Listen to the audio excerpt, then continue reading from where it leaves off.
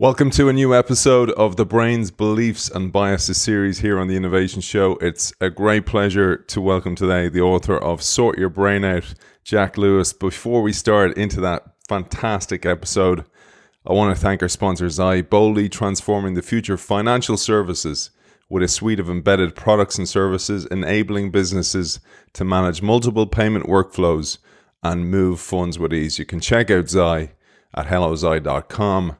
Let's sort our brains out. We all know we're capable of more than what we're already accomplishing. But what if we discovered the tools we need to get the most out of our brain and achieve unheard of mental performance? With expert guidance from today's guest, we can discover how to unlock the hidden potential of our brain. Using simple tools and techniques we can use every day, this book will show us how to utilize the principle of neuroplasticity to transform daily life.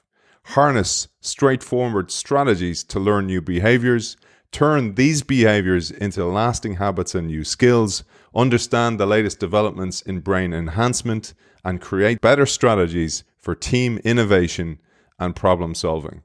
It is a great pleasure to welcome the author of Sort Your Brain Out, Boost Your Performance, Manage Stress, and Achieve More, Dr. Jack Lewis. Welcome to the show. Hello, how you doing? Thanks for having me.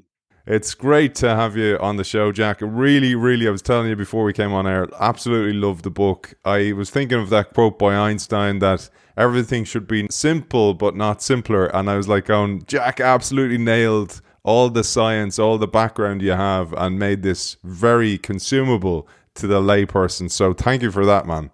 Well, it's all good, but also you have to share the thanks with Adrian Webster, who basically in the first edition took everything I wrote, ripped up and threw away 2/3 of it, and then completely rewrote the third that remained. So when I wrote the second edition, all the extra stuff that I put into it, I tried to emulate his voice.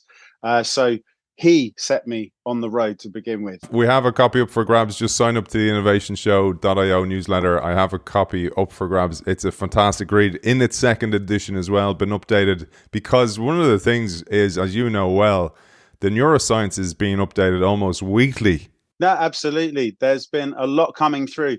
I mean, during the COVID pandemic, to be fair, there was a bit of a dip.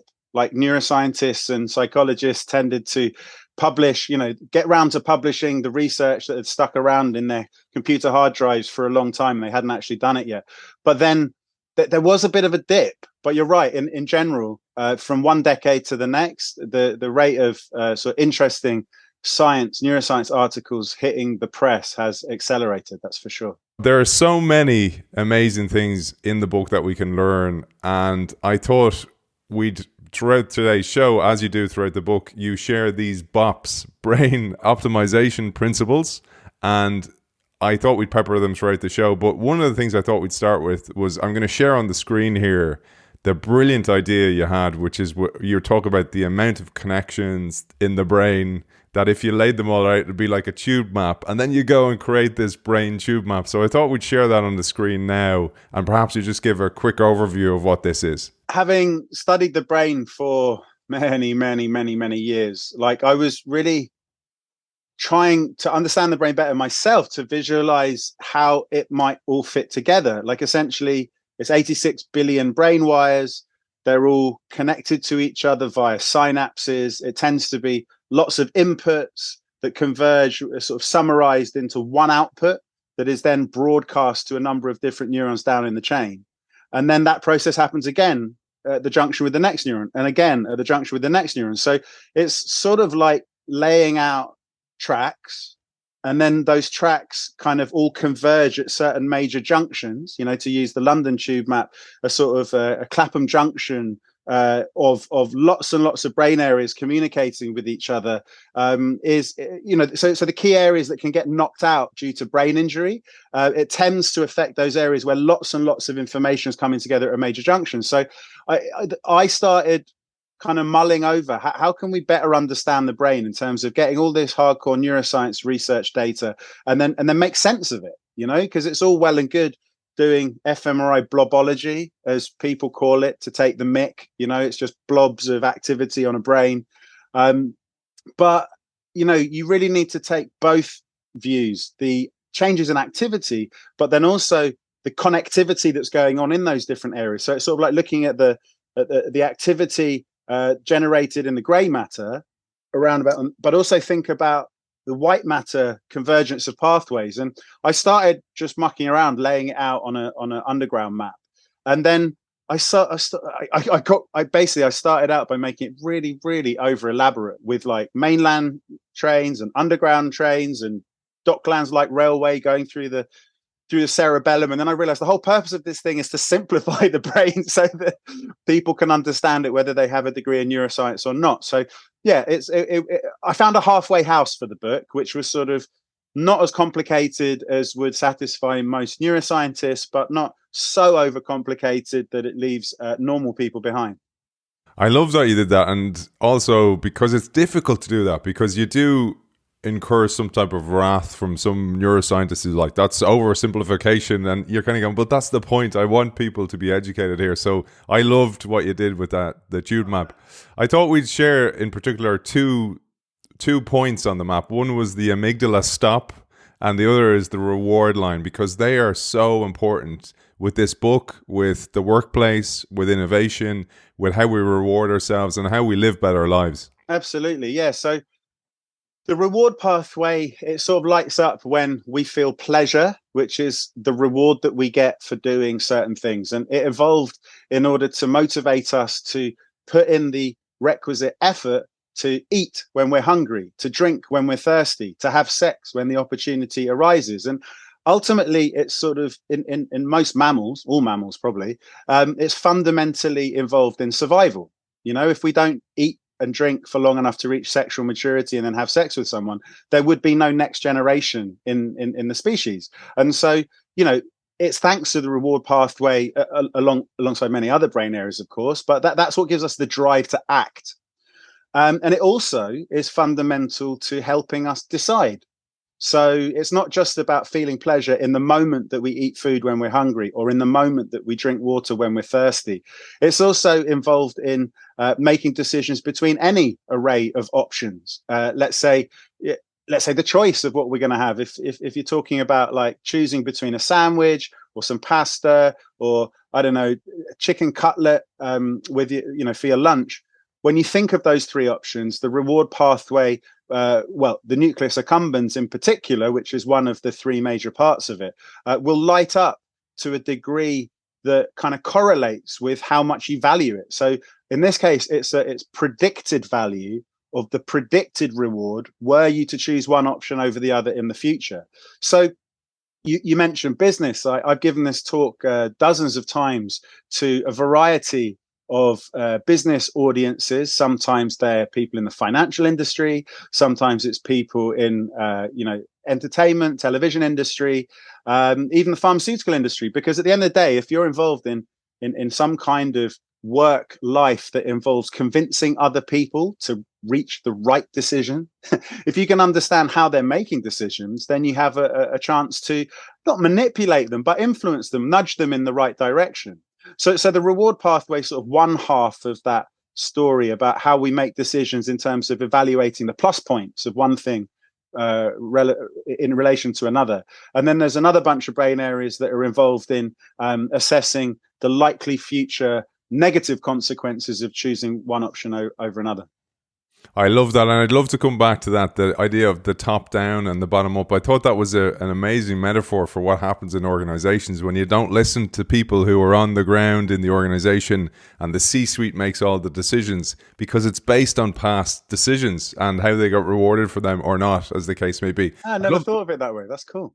Yeah, well, let's do it now, because we've opened it up. I was writing about this, and I was like kind of going, that is the best metaphor for what actually happens, because people get to the top of the organization based on past successes, based on the status quo, let's be honest, in many cases, keeping it the way it is. And then you have people down in the organization, the audience of this show in many cases, going, we need to change because this is happening, the environment's changing, etc. And up there in the C-suite, it's like, no, we're not going to do that. But I love the way you described what's actually happening from a perception perspective within the body.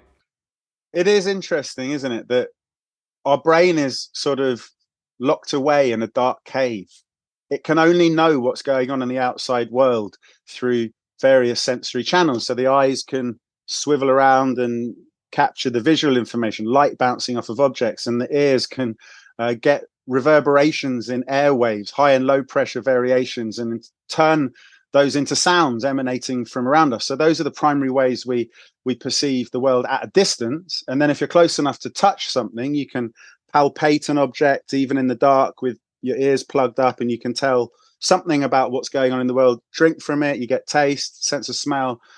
And so that sensory information coming in, the bottom up, is not always interpreted in the same way, because the expectation that you have in terms of all of the multiplicity of different sensory experiences you might encounter in a given environment will bias your interpretation of those sensory experiences in one direction or another. So, for example, I think in the book I gave the example of if you're walking through a park at dusk and you hear a scrabbling around in the bushes, and you turn, and in the twilight you can kind of see vague outlines. There's foliage in the way, and then you can use the spatial information from the visual and acoustic, the sounds and the sights, to kind of integrate that information to see it better. But whatever your sensory apparatus tells you you're seeing, if you're in, let's say, Europe, you're not going to interpret any signal as that's a lion or a tiger or a rhino, because top down that you could never possibly encounter that kind of stuff in outside of a different continent. And so, well, unless you're at the zoo, I suppose. But we were walking through a park, and so yeah, so this just it just sort of helps people to understand that sometimes your eyes can lie to you, your ears can lie to you. You could be absolutely convinced that that person said that, but in actual fact, there's a top-down bias that could be involved, whereby you bloody hate that person and they've always been mean to you, and so it's exactly the type of thing they would say. But often that sensory information is imprecise, it's slightly ambiguous. So when you get that 50-50 choice, if you don't like them and they've been mean to you in the past, then it's likely to nudge your interpretation towards the negative. Whereas in actual fact, you could possibly watch back an objective recording of what happened, let's say, and then you'll realize, oh my gosh, I accused them of saying that, and actually they said something that sounds similar, but it's actually the opposite. So when I learned that as a neuroscientist, how misleading sensory perceptions can be, and how you can be absolutely convinced that you saw or heard something.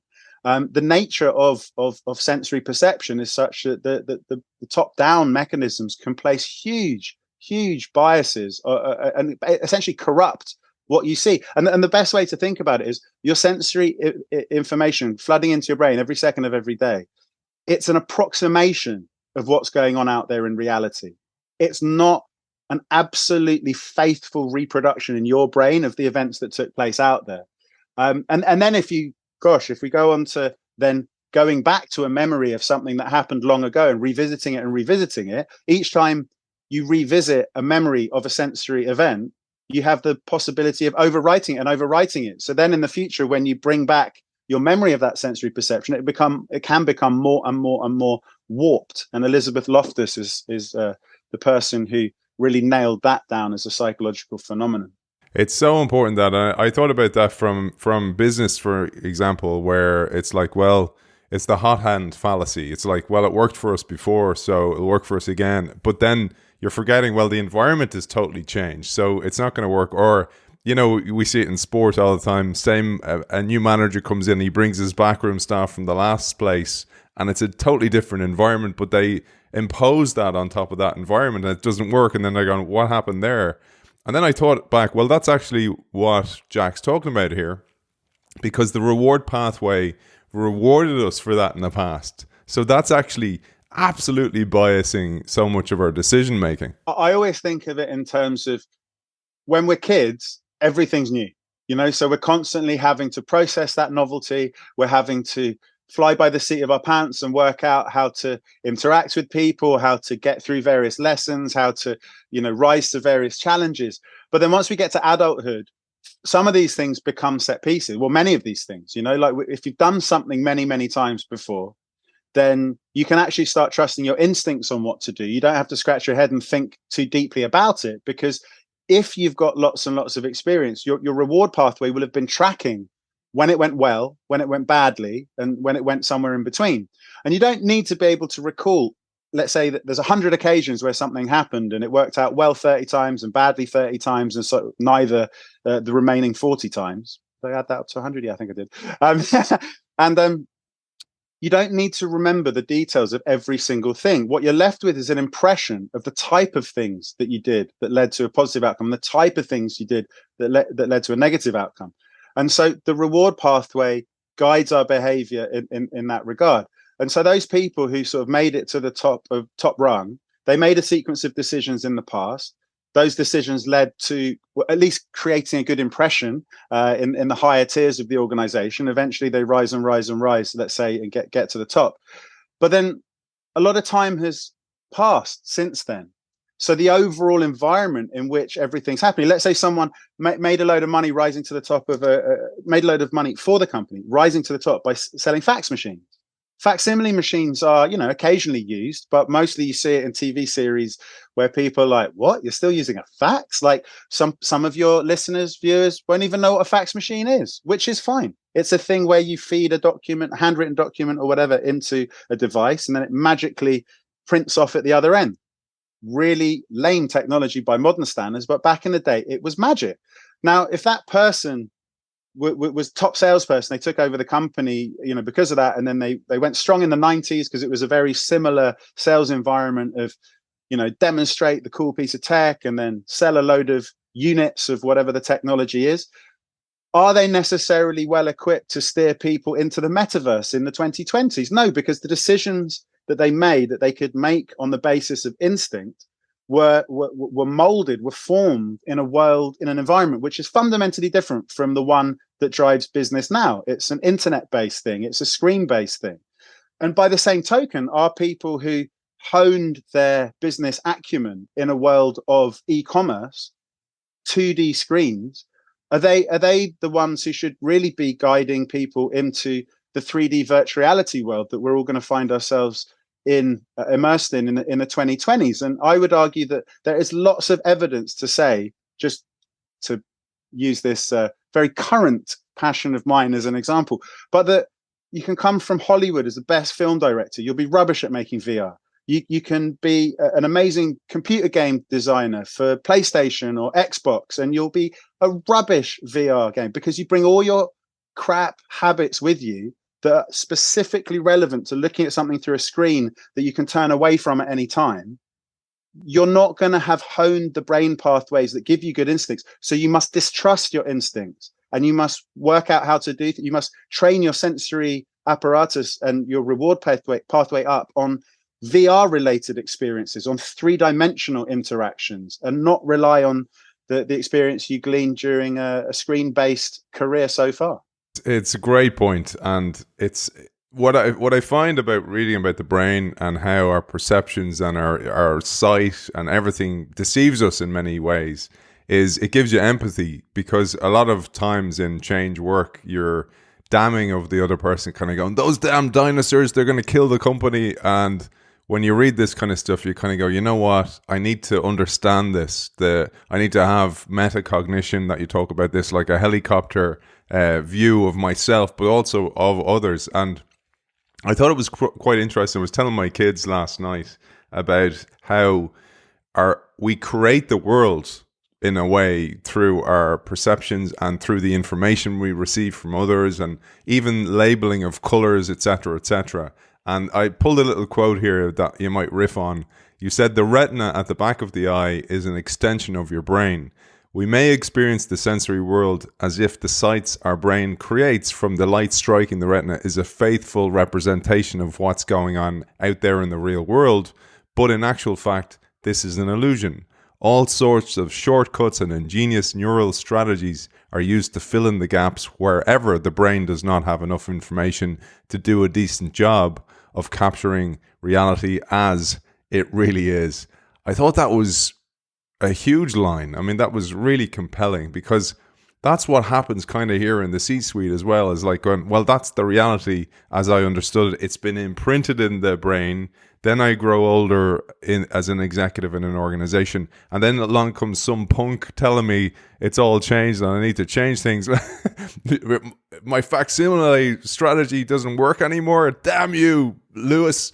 And then all of a sudden there's this competition in the company, but understanding that how the perception doesn't actually mirror reality, it's just perception. I thought that was so valuable. I'd love you to expand on this. Credit to you for taking the metaphor that I use for understanding the brain and applying it to businesses, because it works in the same way. Each individual neuron in our brain, 86 billion neurons, 86 billion glial cells which support those neurons, those electrical wire-like cells. The neurons are stupid. One neuron is stupid. It's no good on its own. It's the interconnected whole, which is malleable over the course of a lifetime. Up until the age of 5, your brain's producing more and more neurons. At the age of 5, you get the maximum number of neurons you're ever going to get. Then from 5 to 12, you're making as many different synapses between those neurons as possible. But then over the course of adolescence, from 13 to about 21, 22, the cortex thins and thins and you think it's getting bigger as you're getting cleverer, like absorbing information like a sponge. But the outer cortex gets thinner and thinner and thinner. Why? Because you're cutting away the dead wood. The synapses that you don't need are taken away. The ones that are left behind are the ones that are often used. So that's the reason teenagers, kids, learn so quickly compared to adults. Adults who aren't in the habit of constantly challenging themselves with new things to learn, they perhaps feel that life is busy enough without always having a hobby where you're learning a language or learning a new skill or learning a new piece of computer software or whatever. It feels like it takes forever to learn anything new, if you're not in the habit of regularly doing it throughout your adult life. Kids get it for free. It's because once you get that thinning down, that maturation of the cortex is finished across the whole surface of the human brain. From that point on, your sort of supersized, super accelerated capacity to learn just goes down to sort of normal levels of learning. And again, it's a matter of, like, if you do something once a week, you're not going to learn as fast as someone who does it every other day, who's not going to learn as fast as someone who does it every single day. So regularly challenging the brain with new things can really help it to stay sort of malleable and flexible and keep being agile in terms of its ability to respond to the environment, which almost by definition is constantly changing from not necessarily from one day to the next, but certainly from 1 year to the next. Things fundamentally change. Let's bring it right back. So I jumped way ahead there, man. Sorry about that. I'll do this every so often because I love interconnecting the different parts of the book as well, just as the brain is interconnected. And going right back to the start, you talked about 3 aspects that are extremely important to kind of form our realities in a way. You tell us when it comes to how our brains connections differentiate on an individual level and an individual performance level from that of others. There are 3 very big influential factors. 1 is the environments in which we spend most of our time. 2 is what we're exposed to in those environments. And 3 is what our time in those environments is actually spent doing. This actually kind of forms our realities in the first place. And if you think about that as a child, and then the schooling you have, maybe the teams you play on, if you're in sport growing up, or the chess club, whatever it might be, then into the workplace, you kind of get molded in a way by these 3 huge factors. Absolutely. And it's very empowering. Once you realize this, I think it's tremendously empowering. And when I give my talks, I do a lot of motivational speaking for businesses. One of the things I always talk about, whether it's about, the main overarching request is we want to deal with unconscious bias, or we want to make better decisions, or we want to be more creative as an organization. I always mention the study where they got people who wanted to be drivers of London's famous black cabs, and they took them before they did the knowledge, and then they scanned their brain. After the knowledge, 2 hours, 2 years later, having memorized the whole map of London within 6 miles of the center, the 6-mile radius of the center, 20,000 major routes, 25,000 landmarks scattered around this massive spaghetti tangle. the process of learning that incredibly complex map that is 6 mile radius of central London physically changes the brain. And we know that because a part of the brain, the hippocampus, becomes physically larger over the course of every day going out on your moped, memorizing, rehearsing different parts of the map, testing your recall, filling in the gaps in your memory. Slowly but surely, it creates extra and extra and extra and extra synapses. And even though synapses are infinitesimally small individually, when you've got millions of new ones, billions of new ones, it actually makes that brain area physically larger. So the important thing to remember is these drivers of London's black cabs, they are adults. They do this not in the era I was talking about earlier, 5 to 13, 13 to 21. No, typically they'll do that incredible memory challenge and change their brain and change their repertoire of skills fundamentally in their 20s or their 30s or 40s. And some even will have a change of career later on in life and actually do the knowledge in their 50s. So this was the first absolutely key evidence to prove that in the same person's brain, it can change over the course of a couple of years in response to the environment you put yourself in, i.e., in this case, in the cockpit of a cab or in the, on a moped driving around London, what you do in that environment, testing your memory, seeing how well you can recall it, how much you can commit to memory, and then you end up with a different repertoire. So this is the reason it's empowering is because for free, we get that our brain will, through neuroplasticity, change its capabilities to match the changing environment, right? But then we can choose what environments we put ourselves in. So if we choose every weekend to go to a sort of community center and then learn a new craft or whatever, you'll learn how to interact with those new contacts, which will for free, just by feeling a bit of humanity between two people. They don't have to become your best friend, just a bit of an exchange of how you're doing, seeing someone on a regular basis. That's really good for your physical and mental health because it helps to eliminate feelings of social isolation. You don't have to love them. You just know they acknowledge your presence, you acknowledge their presence, you have a little chit chat and then get on your way. In Ireland, you're brilliant at this. My mum always talks about how, her mother was Irish and, and my mum's very open and chats to everyone. She's like, why don't people realize the value of actually interacting, just having, anyway, sorry, I'm digressing. The point is, you will learn a new skill. You choose to go to that environment, you will learn a new skill. It will make your brain, it will challenge your brain to change its connections in a way that helps you. The important thing to remember is your brain will change and mold itself to the environment for good and for bad, right? Anything you do regularly, intensely over long periods of time. Screens aren't good or bad for the brain. Oh, there's my girlfriend. My fiance now. Screens aren't good or bad for the brain. Screens are used badly by many people because the various apps on them lead to regular intensive use over long periods of time, which can actually help us to lose the ability to sustain attention on one thing for long periods of time. But we can still use screens in a way that doesn't cause that erosion of attention. So we can choose our environments, whether it is a physical environment that's going to nourish us and make us better version of ourselves, but also digital environments that are going to nourish us and make us better version of ourselves. And at the moment, slavish adherence to whatever the demands of social media are is ruining brains. It's ruining brains and it's causing a deterioration in quality of life across the entire globe. No one seems to care, but it's a catastrophe just waiting to happen. Well said, man. Well said. I totally agree. And I only last night, my son he's a phone now. And I was saying, do me a favor though, once a day, when you have that urge to go and check the phone, actively practice not doing it, because you'll build that muscle. You'll build the opposite muscle as well, the resistance muscle of the reward line. Don't get on the reward line.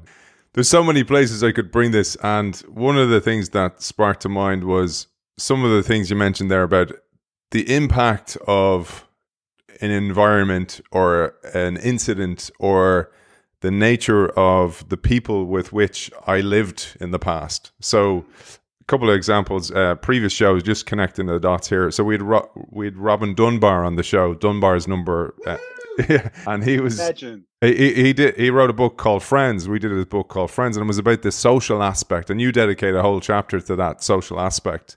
And I thought when you were saying about that, just having conversations with people, there's a couple of places we could bring that. One is, despite what many people say is like, oh, work is not about going to a place; it's about a collective of people.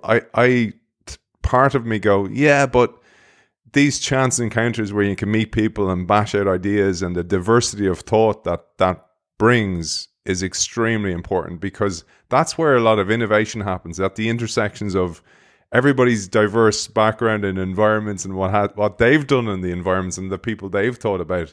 That's what true diversity is, and it's another thing you talk about in the book. Diversity is absolutely of critical importance because we can't all have expertise in everything. There's some really good research from my creativity talk, which there's a phenomenon called the Innovate Project, right? And so it was Eli Lilly, pharmaceutical company. They had a lot of problems, technical problems with their production lines or with their R&D stuff, and so their rivals thought they were nuts because they started an internet site which posted what their problems were and put a bounty up, a reward for helping to solve them. And they were like, wow, why would you air your dirty washing like that? Like that's ridiculous. Like, that's quite embarrassing. Surely that's going to affect your share value. No. On the contrary, those problems that had been holding back and costing them a lot of money for 10, 20 years were ultimately solved by people, utilizing wisdom of the crowd.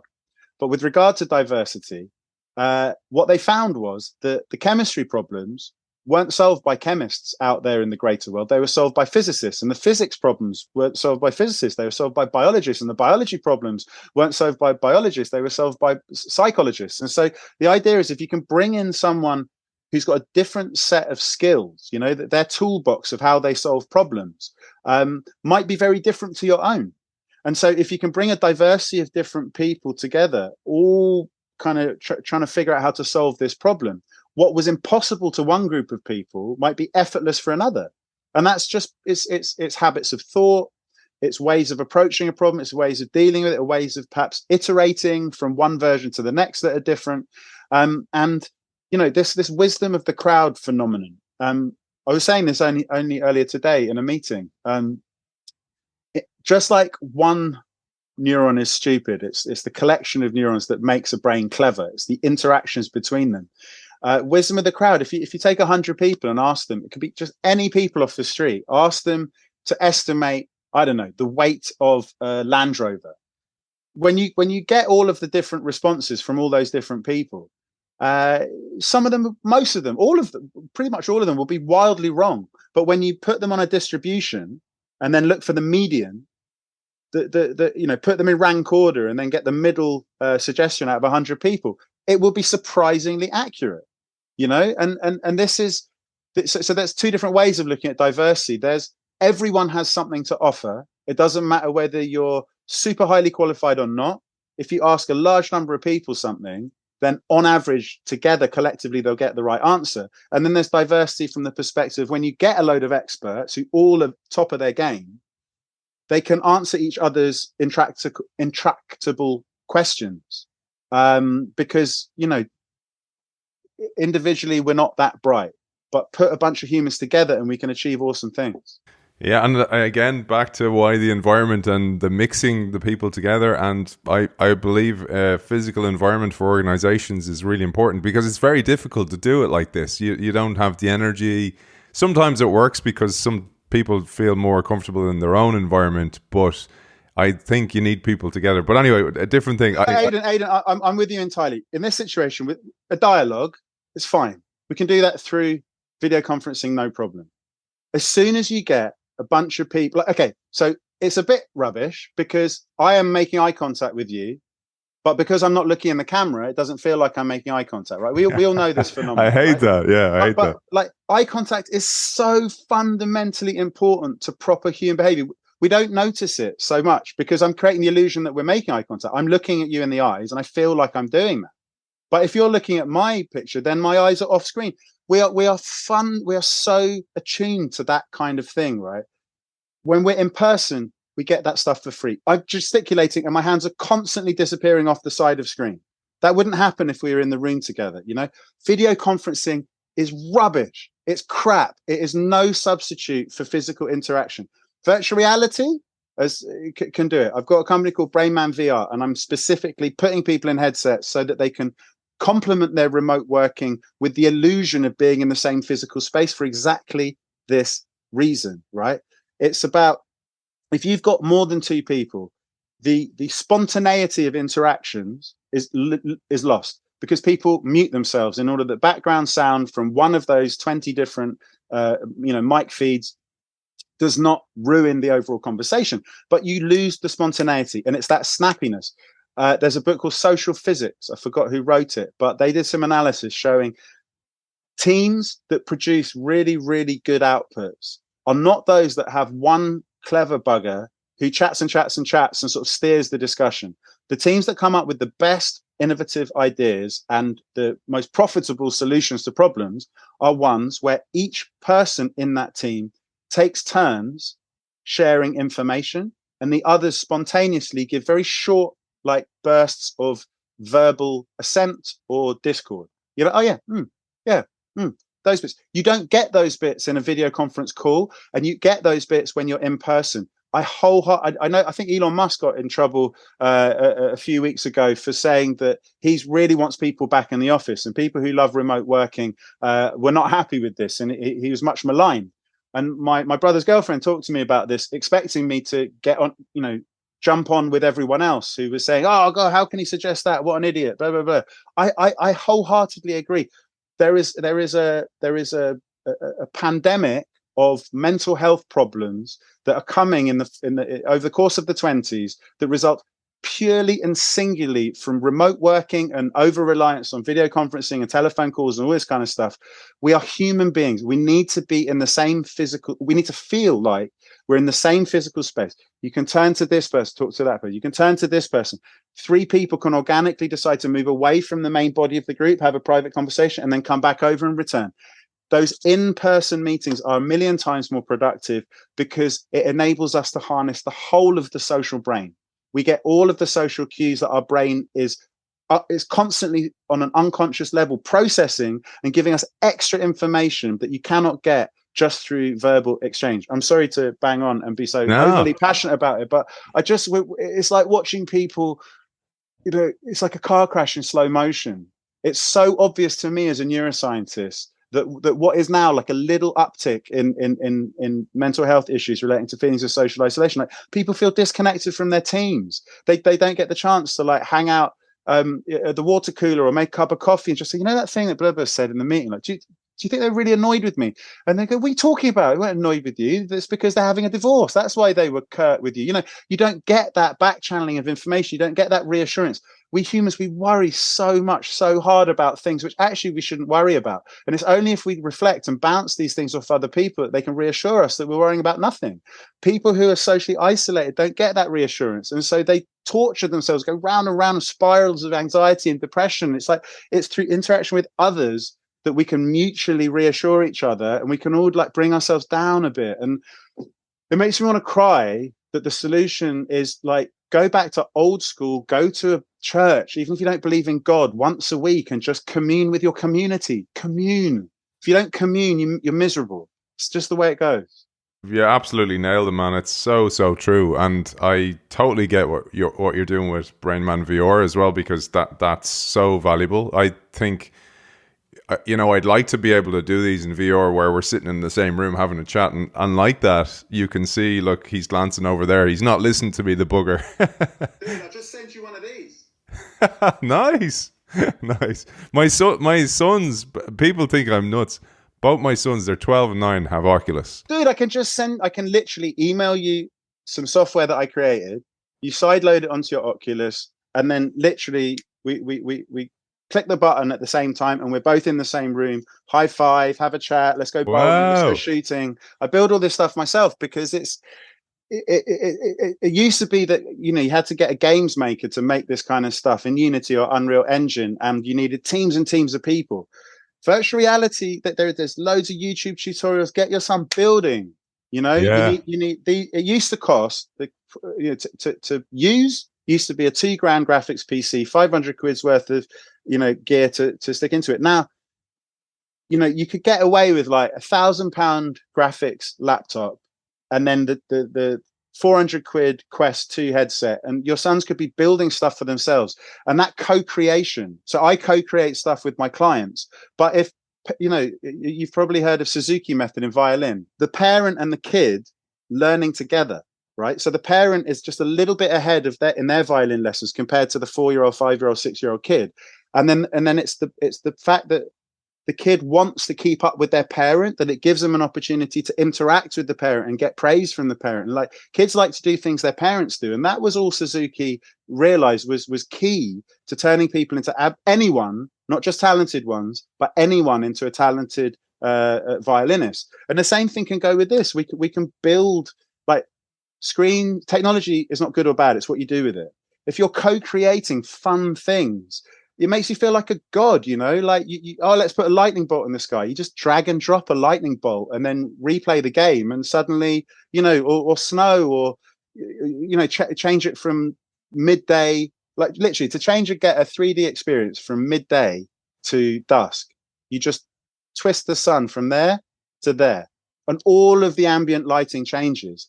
It's phenomenally simple to do these things these days, and it's getting easier and easier because of the success of Minecraft and Roblox and all these things. Kids love this stuff. They're naturally drawn to it in 2D. So why not harness that in 3D, and we can all build stuff together? Why let massive tech companies steer the future? We can all be a part of it. Amen, brother. And actually, that's precisely why we let them use the Oculus, and it's like they bought it themselves out of their communion and confirmation money, which we have over here. And but we let them. People are kind of going, "Oh, I don't know about that." And I was kind of going, "But it's what they're." To your point about the screen earlier, it's what they're doing with it. So my older son's building mods, so he's building these kind of modular parts within the VR world, etc., and love it. A few years ago when Mojang, the creators of Minecraft, was bought, I was like kind of going, I couldn't believe they haven't been made into like a VR company, or Lego bought them, or so Lego had this chance to kind of get into digital and then actually go VR, and you could actually be building Lego worlds literally in a VR world. I was like, oh, that's kind of short-sighted. But anyway, sorry, man, I'm going off here. But Lego did well when they went from just build a static structure to Technic Lego. That was a huge innovation, step in the right direction. You can do the same stuff, but even more turbocharged if you're building Lego stuff in VR, because it doesn't matter how good your Technic Lego set is, you're probably not going to make it launch and hit the moon. You know what I mean? Exactly. Whereas in VR, you can make it hit Pluto. Yeah. I know it's not a planet, so please don't write in and say it's not a planet. I didn't say it was a planet. But one of the things you talked about in the book as well, I have a book behind me there, Maxwell Maltz, the Psycho-Cybernetics, yeah. Brilliant book. Jeez, man, it's so far ahead of its time. Oh, that stuff about how he realized that people who were coming in to get cosmetic surgery for their nose or whatever, and then they'd want another surgery, and he realized it's not about their physical appearance, it's about something else. Like, that's such an amazing breakthrough to have, but firstly, but secondly, to broadcast it to the world is cheating him out of business potentially, and that's great honesty. Yeah, and I love his honesty about it. But where you talk about this in your book is that, well, the brain does not know the difference between what's real and what's imagined. So just like you said, why was Jack curt to me there at the, well, he's going through a tough time. I lack that. I'll create all these ruminations in my mind of what the problem is, etc., and it's the problem is then it sparks a cascade of cortisol down my system, etc. And I thought about how that is interrelated here as well, because in a VR world, you can actually trick yourself the other way and build skills through pathways in your brain that you don't physically have yet, or you might not be in the environment that you could do those skills. Like, for example, building. How do I actually, put bricks on top of each other and lay the cement, etc., or learn any other skills as well? So I was preparing for my first client, the World Economic Forum, and so I was running various people through this team building thing that I built in virtual reality. And exactly to your point, by accident, I cured my brother's girlfriend of her fear of heights. Why? So it's like the experience starts in a house, and then when you come out of that house through the door onto the balcony, it creates the illusion that it's a glass bottomed balcony, and that you're really, really high above Table Mountain, which is right next to Cape Town in South Africa. And so it's just a static 360 photograph, but it's like ultra high definition, and it really feels like you're there. And she came out, was like, "Oh my God, I can't step out there. It's horrible. Like, it's so high, it's so high." And then I was like, "Look, everything that we might want to do is out here, so you have to come out." And so she was like, "Okay, I've told myself that I'm not going to let this stop me doing things, so I'm going to be brave. I just won't look down." And she teleported out, and we went around. I showed them the film, and we went over to do the next thing. One of the team building exercises back inside the house, and then about 15 minutes later, when she came back out again, she announced, "Hey fellas, I just got some good news. My heart isn't racing anymore. I'm not sweating. I can now deal with being really, really high up, and I'm not scared at all. I've absolutely acclimatized to it." And so what that is exposure therapy. You know, like if someone's got a fear of spiders, someone's got a fear of snakes, exposure therapy generally involves being exposed to an environment in which you get a small, like inoffensive version of the thing you're scared of, like maybe a teeny tiny postage stamp sized picture of a spider, or let's stick to with a snake, a tiny picture of a snake, and then a bigger picture of a snake, and then a rubbery toy snake, and then like a small real life snake, and then a big boa constrictor that you put around your neck. And then once you can do that, you're no longer scared of. It's expensive to have all of those props, whereas in virtual reality, it's just pixels. It's just pixels. You can build them yourself, or you can. There's various online repositories where for £5 or whatever, €5, you can download really photorealistic looking animated snake, and you can do sort of effectively therapy in virtual reality, even without the assistance of any kind of qualified psychological counselor. You know, we could all be building this stuff for ourselves if only we spend our spare time pouring our energies into appropriate hobbies. Anyone can get involved. And equally, you know, as you cured her fear of heights, you can actually build skills. Like one of the things a few years ago, I know you do extensive TV journalism, you present many different shows, and I was head of innovation for a very brief time in the national broadcaster here in Ireland. I didn't last long for many reasons. One of the ideas I had was, so I had a career in professional sports, and I was like, you could help children, right? So for example, at the time Ireland was kind of coming into a resurgence in rugby, and I was like, kind of going, imagine, and this was very basic. This was they had a magazine called the RTE Guide, which is this guide they give away they used to sell it, make a lot of money from it, not so much anymore. But I was like, what if you gave away the Google cardboards with the magazine? Then you got a sponsor to sponsor what it would be like to be running out onto the pitch to play England in a Six Nations championship for a kid, because you would in that moment be planting a seed for so many kids that could go on and actually become sports people in the future.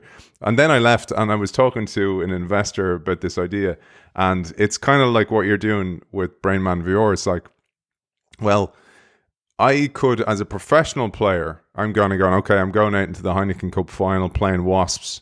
I'm playing against these players. I could actually build that match and play it in my mind before I actually play it, to build that circuit and actually have a killer of a game, like play awesome in the game. This is already huge in the States for American football. So quarterbacks used to have to watch like VHS videos, all of the previous games of the opponent they're coming up against the following weekend, and they just watch play after play after play just to understand the likely behaviors of all of the different members of the opposition. very time consuming, flat screen TV. Even if you have it on a big cinema size screen, it's kind of a bit boring, and it's certainly not immersive. And so what they started doing was sticking a 360 camera on the field in order to. So this isn't so much about evaluating the opposition's tactics, but in order to understand your own players, they'd have a 360 camera position on the field just above the head position of the quarterback. And so when they called the different moves, so the quarterback's in VR for real, feeling like he's on the field with his colleagues. And let's say they've got 100 different plays they need to memorize. To have every member of the team there, to re-rehearse. Firstly, to reset the play takes ages for people to come back into position. In order to, if the quarterback needs to do 1,000 reps before it's internalized, well, they do the first 10 themselves and then just use, imagery or whatever to do the remaining 9,990. Do you know what I mean? So in terms of increasing reps, there are data sets to show that those quarterbacks who do this supplementary VR play training, they do better, because the NFL's incredibly metricized, everything's measured and analyzed or whatever. Those who use the VR solutions are much better quarterbacks. They rise up through the ranks quicker, their performance gets higher quicker, stays higher for longer. So for sure, in terms of increasing the reps and doing so in a situation where you feel genuinely like you're there, rather than you're clearly watching on a screen. I'm putting my fingers so you can see, watching on a screen. It works out. And in anything to do with, I was chatting with a policeman the other day in London about how the potential use for VR in riot training. Riots don't happen that often. How does a new blood policeman just manage the natural response to a riot unfolding around them, heart racing, sweating, panicky? If you expose yourself to that environment through VR again and again and again, certainly naval training, army training, they've all used this, because you can get used to it in VR. It feels really realistic. And then when you do it for real, you're that much closer to being able to just calmly get on with your job. Nice, man. You mentioned a study in the book about war where they were doing practice for going out to battle, and they were it was on air raids or something like that, and they were way more trigger happy. Right. Yeah. So that's World War One. No, that was sonar. So people who have to monitor sonar, and it was a study where they looked at the likelihood of missing a blip on the sonar screen, and if it's in training, they missed a lot of real blips, because they knew deep down in their heart, the context of the top-down interpretation of those sensory signals was, well, even if I miss one, no one's going to die. Do you know what I mean? It's just a simulation after all. Whereas in the real, it was the other way around. The problem they were trying to address was that in reality, people are so worried that this they might miss a blip that is actually an incoming missile that's going to blow up your submarine or whatever. There would be lots of false alarms. So it's this, when you've got weak sensory signals, sorry, I'm putting my hands up where people can see them. Did a blip sort of come into the range and then go out again very quickly? It's unthinkable to miss something if you're actually in a submarine and there are actually Russian subs, in the vicinity. Whereas, it's this disparity between whether the environment is, it's a real one or whether it's a simulated one. And you won't be able to tell the difference in VR. You won't. So it will feel as if it's real. If you design the environment appropriately, you wouldn't have that problem. It's different from, things have moved on since World War One, believe it or not. Thanks to you, man, and bringing VR into the game. I'm thinking we'll take a break and come back. And I just want to tell to our audience, we haven't even got started. We've been riffing here so much, and we've an hour gone. But I'm aware that, as I said to you, Jack, the people fade away as their attention span goes. So after the break, we're going to come back with 5 BOPs, 5 brain optimization practices or procedures that will help you to get the most out of your brain. What is the impact of caffeine on the brain? By the way, it has good impact on the brain. Sleep is important. Stress we'll talk about as well, if we can fit that in there as well. So for now, Jack, For those people who don't get back to us, where can people find you, find out about more about your work, the book, your keynotes, etc.? Yeah, so I've got a website, www.drjack.co.uk. I've been writing a monthly blog there for the last 11 years. And, in those blogs and other things, there's links to all the TV work I've done, all the podcasts, all the, I used to do my own podcast. And then, talks and the like are all mentioned there too. Author of Sort Your Brain Out, Dr. Jack Lewis. Thank you for joining us. My pleasure. Thanks for having me. Nice one, man. I hope you're enjoying this extraordinary episode of the Brain's Beliefs and Biases series with Dr. Jack Lewis on his book, Sort Your Brain Out. We're going to come back for a part 2 very, very soon. It's been an absolute pleasure talking to him. I want to thank our sponsor, Zai, before we finish up, boldly transforming the future of financial services with a suite of embedded products and services, enabling businesses to manage multiple payment workflows and transfer funds with ease. Check out Zai at hellozai.com.